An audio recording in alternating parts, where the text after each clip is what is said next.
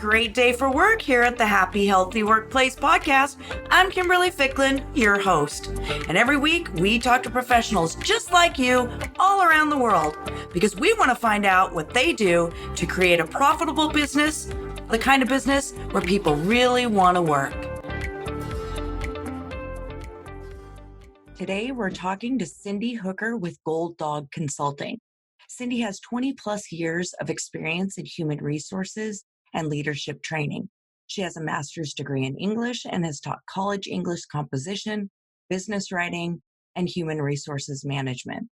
Her passion for education and extensive experience are the catalyst for helping people perform at their best. Cindy labors together with her clients to achieve personal and professional growth and success. Cindy has coached or facilitated groups, the following national and international organizations. Well, welcome, Cindy. Hey, thanks for having me. I'm really happy to be here. I'm really excited about our chat today. Me too. I know. It's going to be a lot of fun, and I know this is going to be really great for the listeners. This is going to be some really good information, especially timely right now. But really, I'm excited because, first of all, Cindy and I are colleagues, and also we get along really well. And we speak the same methodologies. We speak the same language. We use the same methodologies in our business to help support other businesses. And that's including agile methodologies and Scrum. And so I asked Cindy to come on the podcast and share with us strategies that she is teaching right now on how to keep your team productive and supported in a remote environment. So Cindy, first, tell us what you are passionate about teaching right now.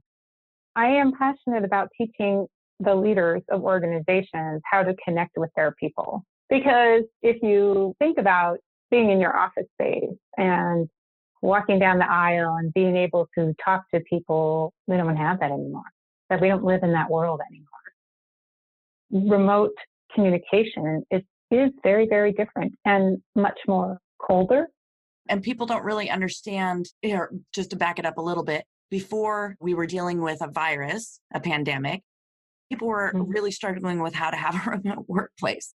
And now they're forced into it, right? So now it's like, right. I probably should have been listening all this time. Yes. Right. Yeah, because there's so many different levels of readiness of remote work. So I like to look at them as like 4 levels of readiness. You have the people who have all of a sudden, with no preparation, are now working remotely and absolutely no readiness. And you have those people who maybe work from home, maybe once a week or a couple times a month, so they understand a little bit. And then you have people who are really well versed in remote working, like maybe they work from home quite often, but not all the time. And then you have the full timers who are, pros at it. For much of the workforce, those people fit into the first 2 categories. So leaders are learning how to deal with it themselves, and they have to help their staff figure out how to be a remote worker. Yeah, well, that is a learning experience. But I just talked to my girlfriend today, who is one of the workers that's still going to work every day. And she said it's so interesting because the people that are working from home now, they're like, oh, I've got a headache. I need to take a few minutes, right? Like they've got all these excuses of things that they're doing, right? Because it's hard to be working at home when you're not used to that. So they're letting a lot of distractions get in the way. So now you're a leader who's not used to working remotely, and you have your own distractions at home. And you also have to not only learn how to work from home on your own, but like you said, help your team work from home. Right. So rules of engagement. That's one of the things we don't come to work as adults. We come to work in the workplace. They're kind of given, right? You have a culture and we work around this culture. We fit into the culture and we don't really talk about rules of engagement. Like when I call you, you answer the phone. It just doesn't happen that way. So now we're in this remote place and we have to actually be intentional about rules of engagement, right? Like when are they going to be available for phone calls? When are you available for phone calls? How are you taking breaks? How are you going to respond to chat? What do you do if you need more clarity? All these things that we hadn't thought of. Yeah, it's so true. I mean, there's an amazing amount of things to think about It's kind of weird for me because I've been working from home for so long now that I almost forget how weird it was to go from Mm-hmm. working in the workplace, at an office and going somewhere every single day to coming home and having to do something on my own. And it's even, I'm sure, harder for those who maybe own their own businesses, even because you're your own boss. And that could be Right. sometimes tricky in itself, right? But yeah, Right. just to think Right. about what it was like in having to be committed to what you're doing enough to stay on task all the time and not be Mm-hmm. distracted. And also, like you said, drawing in your group as a team. I don't know. My husband works from home and is also right now. And he actually runs teams like that. So I can hear him and sometimes actually recently hearing him saying, I really wish that we had a way to get the team to be more communicative of each other. And they're always talking. So it's like, I know. okay, so I hear you guys in there all the like you're always on with each other. So what is not working? Talk to us about what doesn't work, Cindy, and then tell us how to fix it. Yeah. So they're always talking, but here's the thing. When I talked about kind of that more warm communication, there's Mhm. also this spectrum of communication, right? If you think about this is kind of a brilliant analysis. I can't take ownership of it. It's from Scott Ambler and it goes back to the early 2000s. But if you think of communication, you have paper, right? Which is kind of in the cold spectrum. And then you have face to face, which is very warm. You're there with somebody, you're there with a body. And video conversation is, about 2/3 of that spectrum. And then email is way down closer to paper. And then phone is somewhere in the middle. So you have to prioritize the importance of your conversation with what medium you're using. So if it's not that important and you don't really need to connect with people, then you're sending an email like policies, confirming things. But if it's super important and you really need to have a conversation, then maybe video is more appropriate for that conversation. This is, again, something that leaders and teams haven't had to think about. You talked about your husband. I think your husband and my husband do much the same thing. And mine is a Scrum Master, and he's been working from home for about a month now. And we were talking about how turning the video on, and we can talk more about that, could really connect with his developers and the people that he was working with. And he said, I'm going to try that because they hadn't been turning the video on. You go to those meetings and people don't turn their video on. He started making it fun. They started showing up. I have a screenshot of them with different hats on. So they had their thinking hats. I know, right? And they were having a lot of fun with it. So I know people don't like to turn on their video, but it really is important to get that human Well, connection. let's be real why people don't like to. That's because Yes. they're in their pajamas because they haven't shown up for the day. I Yes. know. I'm guilty, right? I'm in my group coaching calls and I with have my little caricature there instead because I haven't gotten dressed for the day. Here's the thing though, I've been doing this for a long time now, so working from home Mm. is not a problem for me anymore. I don't have the issues so I can work from my pajamas. I get just as much done. But for a lot of people, it is an issue. And if you don't change and you don't have that mindset, you don't change into clothes, get your hair done, maybe throw on a little bit of makeup, then maybe you don't feel prepared for the day and you're not giving it your all. And you can be easily distracted because you feel like you're at home, not at work. Right, right. Yes, that's one of the best practices that they talk about and for remote working is having that routine. So let's talk about that. So they don't show up for video because many reasons. They haven't established that routine. And we're still fairly new into this, right? People are trying to figure it out. But the first one is getting up at the same time every day and putting some clothes on. You don't need to put on your suit and tie, but certainly something that's professional, at least from the waist up, right? Right? So Business getting, mullet? Don't they call it the business mullet? yeah, right, right, having that routine. And then the other people don't turn their video on because they don't like looking at themselves, right? They're just like, oh, I don't want to see myself. And sometimes our video cameras aren't very complimentary, but we have what we have. Other people don't want to because they don't have a good space, right? They're afraid of what's in the background. We talked about this on Friday in my webinar, we were talking about like, what are some of those mistakes happening, right? Where a kid comes running in, and that's going to happen, or a partner or a spouse walks by and belches, right? Right. And that has Or in his happened to underwear. There's a video going around yes, right now. Did you see that one on Facebook? yeah, Yeah, she's right. he walks in his It's underwear just, and then in a hastily to get out, jams into the wall and falls over. oh no. It's true though, Yeah. even So, dogs barking. I mean, there's things that normally aren't happening. For me, I mhm, say we have to give each of us a bit of grace at this point. What's your technique? yeah. What's your tactic for that? Yes. Well, what I say is we have to give each other a bit of grace because it's going to happen, right? It's Yeah, life. It's going to happen. absolutely. And not all of us have the luxury of having a room office to ourselves. People are sharing their homes with their families and they're on the kitchen table, right? Understanding flexibility. And I love the word grace. I'm glad you said it. That is one of my favorite sayings. It's just how I operate in life. I always say, please don't judge me based off of the mistakes that I make. Instead, please judge me based off the way in which I handle them. Please give me Mm-hmm. grace, the grace in which I Right. handle them, right? Because that's all we Right, can. right. And one of the other things is when we talked about rules of engagement is having also those rules of engagement with your family.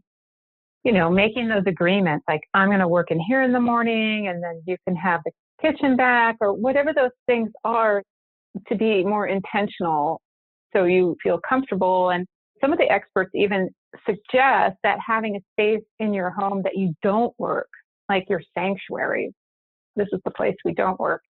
Yeah, that would make sense because I often say that I have to shut the door to my office when I'm done with the day.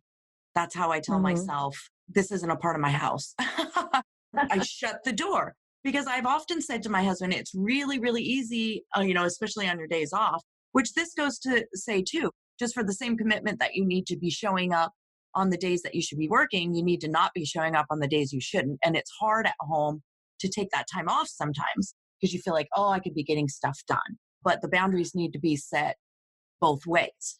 And I just do that by saying, okay, if it was 5 o'clock right now and I was leaving a job, what would I do? I'd shut my office door and I wouldn't back in it until I got to work the next day. So that's a commitment that I've made from or a boundary that I put up for myself here working from home.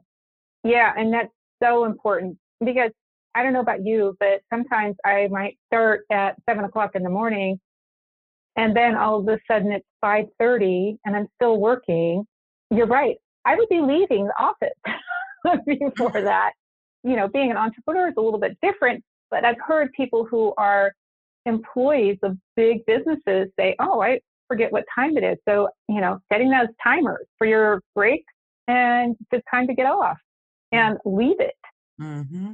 But I think that this brings me back to work hours too, is that sometimes employers are going to have to be a little bit more flexible with work hours, especially if people have family members at home, understanding that maybe they start a little earlier or they go into the night.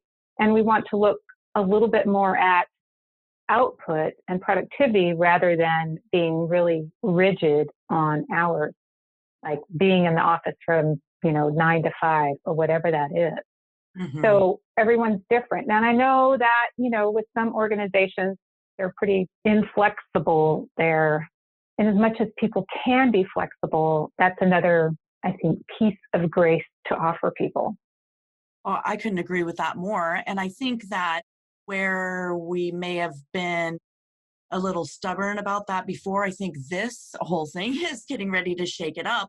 It's just going to teach everybody that we can get business done. You don't have to be there and it doesn't have to be 9 to 5. And that when you give autonomy to your employees, then they really want to work for you because they feel like you trust them, right? Yeah, I think Pat with Bolly Welch in episode 2 said it best. That's exactly the way that they've always been in their business. So people can do it. It's not new. It's not just coming Mm-hmm. along just because of this. We're just all being forced into a workplace that other people have already been working. And the way that she put it was you may walk through our offices and at any time see somebody on Facebook or playing with their dog because they allow dogs or having their child there or their elderly parents, because they also allow those. And you might Oh, see all of those things going on, but then at other times you're going to see people working really, really hard, right? And they might not be there at hmm 9 a.m., or maybe they're there at 9, but they're not there at 3 because their kids get off school. And it's really important for them to pick their children up from school every day. So right. she allows them to do that. I mean, all of this is that type of autonomy in a workplace is absolutely a way that you can begin. I mean, this is the best time to start to build it now. Right. And what does that do for the leader when they're giving the employee, right? When they're suggesting that, when they're offering these alternatives. I love the quote by Theodore Roosevelt that says, nobody cares how much you know until they know how much you care. And so giving people permission to allow life to happen, especially right now when people are scared and uncertain, could really be empowering for them. Oh, absolutely. And change their mind about the place that they work. Yeah, right, right. This is a golden opportunity for change. I mean, just like last week when I spoke with Mark Mohammadpour, it's like this is the biggest crack in workplace. I mean, since the 1920s, really. So we're going to see things change so dramatically. And if we can be prepared for those things to come in the future, and or like I said, this is such a big crack that we just use this as a jumping board, to make these Right. changes.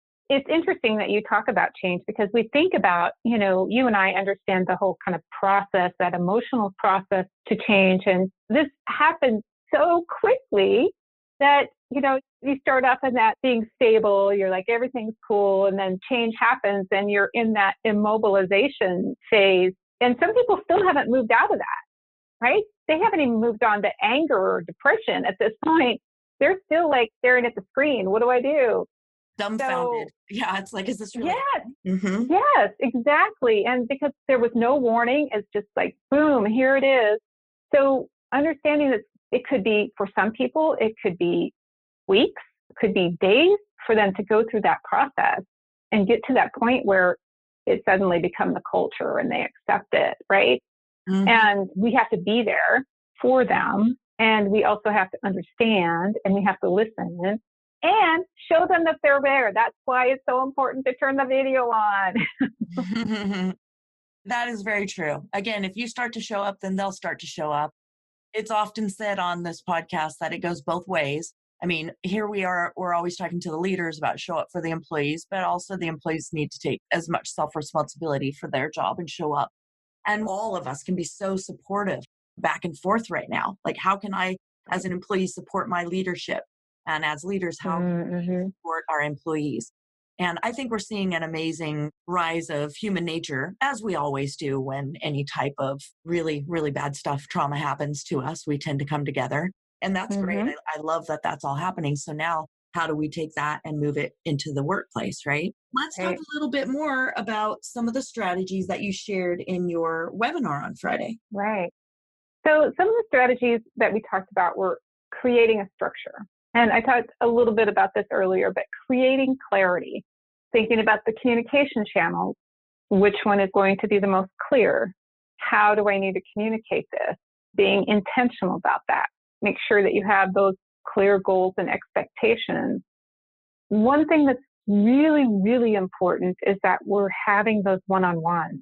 Thinking about it from an agile standpoint, do you need to have a daily morning huddle? Is it 15 minutes to connect, right? Mm-hmm. Doesn't even have to be about work because at this point, remember, people are still shell shocked. Mm-hmm. Maybe we just get together for 15 minutes and say, hey, how's it going? How's everyone doing? Right? Yeah. And again, that goes back to what we talk about here all the time, which is just create a space for people to feel safe in. It doesn't have to be anything right Mm-hmm. now. Just a container. And you ask the question, do you need daily scrum? Do you need daily? Yeah, absolutely. You need for sure, a stand up, of some sort Right. every day. I agree. I think that one concept there is really huge to be able to have that connection point. Hello, I'm here. Remembering you have some employees who live alone. They're not saying hi to anyone. this could be their only connection point during the day. It's a big change for organizations that aren't agile and don't do Scrum stand-up to have to think about doing a morning huddle. But think about the outcomes you can get from that. Oh, well, I know because that's how my life was. Funny enough, before I was ever a Scrum Master, knew really anything about any of this, almost all of my jobs required me to do daily stand up. That's what they called it, stand up. And it was familiar. I went from one job, they did stand up. I went to another job, they did stand up. Now I really realize what that means. And it was Mm, super important, not only because some of the jobs I was in sales, so they could tell us what was, it was a way to explain what was going to happen during the day, what sales we had on ad, blah, blah, blah. But also, it was a place for the employees to ask questions that morning. I wasn't really right. clear on this. Usually, if one employee asked a question because they were unclear, most of the employees were unclear on the same thing. So, all Mhm. people were always like, you're getting a really good meeting because you're getting a lot of people's questions answered because Susie's thinking the same thing that Johnny's thinking a lot of the times. Mhm. Right. And if you don't, you can also throw out themes, right? You can also have a rotating where somebody leads it on a rotating basis. There's so many ways to have that touch base in the morning. Yeah, and And even so, I've talked before about just the coffee chat, which I have. mhm, I don't remember what episode. I do have a freebie that is 25 ice breaking questions that you can do, and it's called Coffee Chat, and it's just a 15-minute. It's a stand up. Hee hee. I didn't tell anybody that, but it's personal. It's on business because I do always have a lot of the leaders say, "Yeah, but how do I get people to open up?" Like on the manufacturing floor, I got these guys coming in there. They don't want to tell me how they're doing, and I was like, well, you create the space, and maybe each morning it's just you as the leader asking a question that has nothing to do with work. How you doing today? right, Right? How is everything? right. What are you passionate about today? Everybody gets to have an answer. Mhm. And then that's it. And you do that for a little while until everybody starts to feel more comfortable. Then you start to have a little bit more deeper dive conversations, with people. Right. Feel more comfortable and more confident. Yeah. And really, that is a daily stand up. It's just how do you structure it in a way that is going to fit your company? Right. It's interesting that you bring that up because it's all about creating trust. It's a different level of trust that the leaders are creating with their employees and the employees are creating with, their manager, whoever that is. Because, if I'm inviting people into a daily meeting and they're not talking, what that tells me is they're just not comfortable. Like you said, they haven't created that space. So you're creating by asking them open-ended questions, by inviting them to participate and share and not make any judgments and to provide them that place to kind of talk about what they're going through, start to create that trust. That's huge. Huge. It is, but it's the one that people struggle with the most. It's the number one question I get. Yeah, but how do I do that?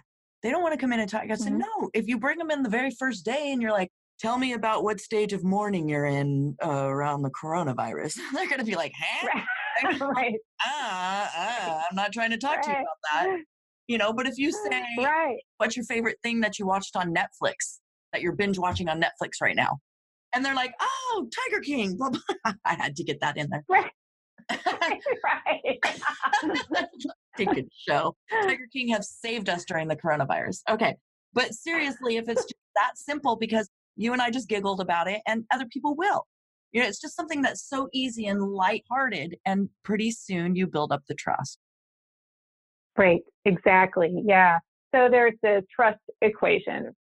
It is credibility, reliability, and intimacy divided by self-interest. I am going to forget who created that, so forgive me. You can Google it. But here's the thing, is that more often than not, when I talk about this in workshops that I have, especially manufacturing, but other places too, most managers will say, yeah, I probably score really, really low in intimacy, right? They're good with credibility, they're good with reliability, and they don't have a lot of self-interest, but they don't create intimacy. And, it's a weird word to use in the workplace, intimacy, but it's exactly what you were talking about, is like creating that intimacy with people. Like, oh, I know you like the Tiger Show part. Tiger Show. I never knew you liked that too. Right, exactly. Or you watch the car racing or whatever that thing is. You start to create that intimacy with people. I think we're afraid. Well, I mean, I know we are. And I mean, going back to like, oh my gosh, even in my early 20s, bosses never talked to you. You just didn't talk to each other in the workplace about things that were happening. As a matter of fact, you kept things from your boss because you were Yeah, afraid if they found out stuff personal about you, they might count it against you in your work. right, right. And I know it's still like that in some places. I just read an article where people about a company that was laying off people. I won't name the company. They were saying, oh my gosh, because I was thinking as employees, we need to go talk to our supervisors and say, what's happening? Please tell us, this is our livelihood and everything. We have a right to know. They may not tell you the truth, but you at least should be asking. But these employers were Mhm. like, yeah, they're not telling us anything and blah, blah, blah. And we feel like if we went to them, we would be fired. And I was like, but you're already afraid you're going to lose your job. So take some responsibility. Right. Go have the conversation as well. If your leader Mhm. is someone who isn't opening a space for you, then as employees, we can also begin to get our needs met by having conversations. As an employee, if you're vulnerable with your leader, chances are they're going to be vulnerable back. We're not in the same workplace we were in 30 years ago. No, no, people appreciate that. But sometimes the leaders feel like they can't be vulnerable, right? And they appreciate it when the employees initiate more intimacy in the workplace. So true. Even think about a lot of people struggle with their colleagues, their peers, and then they get a job into supervisory. Now they have to try to, these people Hmm. can't be my friends anymore. And now they put this Right, line up and they don't know how to be friends with these people anymore. They're being told, or at least what they think, is that now I have to mhm, draw this line. I can no longer be intimate with these people in the way that I was before. And I right, beg to differ.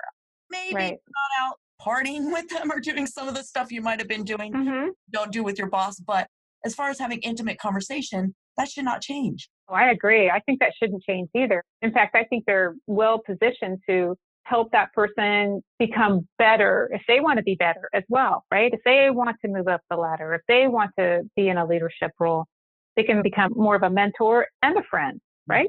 Yes, absolutely. Just going back to the one on ones real quickly, I just wanted to mention that these don't have to be like big, heavy duty one on ones. I think people should be having them much more often than they're having them now.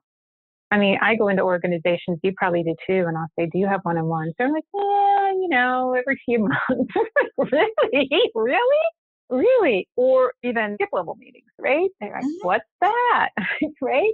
You can have a coffee date, right? Let's get together for 15 minutes, you and I, and talk about how things are going. How's the adjustment being from home? Mhm. Or lunch, some people don't want to eat on camera. That's fine too. Some organizations are doing happy hours. I know some people aren't happy with that, but you're home, no one's driving anywhere. So I would say it's safe. There are ways to connect with others that aren't just the usual. Oh, yeah. There's so much different. I love that everybody wore hats. Now, that's not for everybody either. So that's the other crux in all this is that you almost can never really have something that fits for everyone. But Right. man, you're going to drive yourself crazy trying to do that. Try to see what fits for the majority of people. Then when you've got that wrapped up, you can go be more intimate with the people that don't quite fit into anything that you've tried. You can say what Right. works for you, what's not working, what are we not doing that's not working for me. Right. Yeah, exactly. Well, Good stuff. it is good stuff. It's all good stuff. Okay, so and we could go on forever and ever, and maybe we'll just have to get Yeah. back on a call again and do another interview moving forward. But this was a great conversation to have. This is very timely. I am trying to keep all of the stuff as evergreen, all these episodes as evergreen as possible and not be like completely harping on coronavirus or COVID-19. But, also we're here right now and it's hard to gloss over. Also, I don't want to gloss it over as if it's not happening. But what I do want to do is bring powerful conversations to the workplace right now that you can begin to use moving forward. That'll change, in having some of this agile mindset. So, with that Right. said, Cindy, in closing, is there anything that you think needed to be said that we did not say? I loved our conversation. I think we went on quite a journey. I think if I would just hit it one more time, making that connection, creating that intimacy is so important right now. That is beautiful. So, Cindy, Okay. thank you so much for that last thought. That is a great one. We all need to communicate. We need to have more grace with each other, and we need to make spaces to show up more intimately. So I guess that's our strategies we shared today, huh? Perfect. Awesome. Well, this is the close of the Happy Healthy Workplace podcast. Check the show notes for links to Cindy Hooker and her trainings, her website, and how to connect with her on social media. And if you love what you heard on this podcast, be sure to subscribe, rate, and review us on your favorite podcast player. Have a happy, healthy day. That's a wrap for today. The Happy Healthy Workplace podcast is now complete. Be sure to subscribe and join us weekly for secrets, solutions, or strategies that help you create a profitable business where people really want to work. This is Kimberly Ficklin, wishing you a happy, healthy day.